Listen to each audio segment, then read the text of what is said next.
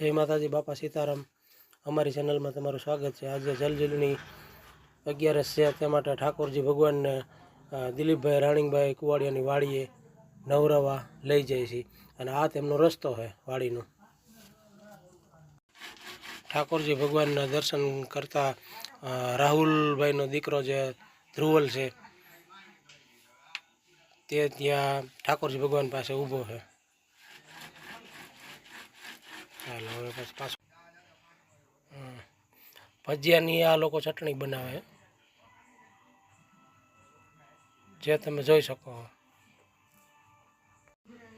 જલજીલણી ઉત્સવનો જે પ્રોગ્રામ છે એમાં ગ્રામજનોના લોકો અહીં એકત્રિત થયા છે, જે તમે જોઈ શકો છો।